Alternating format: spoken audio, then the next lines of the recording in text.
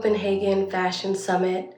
My name is Teju Adisa-Farrar, and I'm so pleased to be coming in digitally from the unceded territory of the Ohlone people, specifically the Chochenyo-speaking Ohlone people, also known as Oakland, California in the United States. I'm so pleased to be here talking to you all about prosperity versus growth.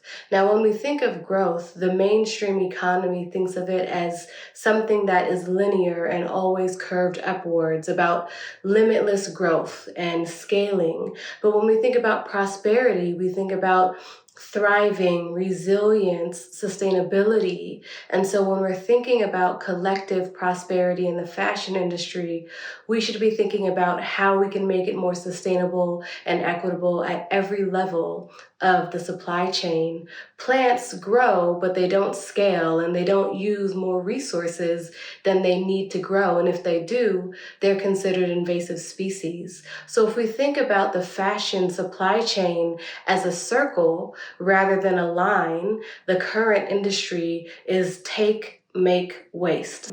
So while in this current capitalist mode of producing fashion, a lot of the sewing and early parts of the supply chain are outsourced to countries in Latin America, on the continent of Africa, and East Asia, where there are less environmental regulations, less labor laws. So the people, who are mostly women of color, are being paid cents for garments that we pay sometimes hundreds of euros or dollars for. And so in that part of the supply chain, there needs to be living wages, thriving wages. We are experiencing climate change right now all across the globe. There are fires in Greece, there's ocean fires, there are fires here in California and across the northwestern region of the United States.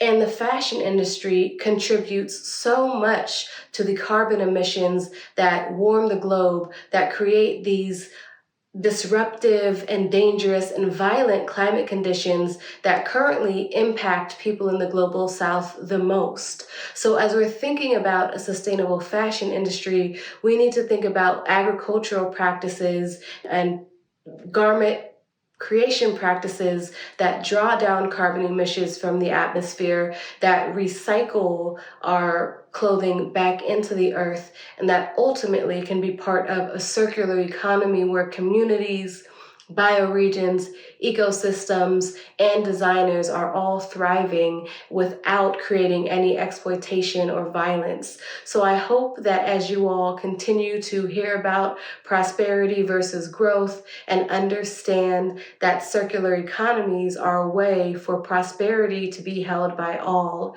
and to distribute dignity and equity and sustainability among all facets of the supply chain.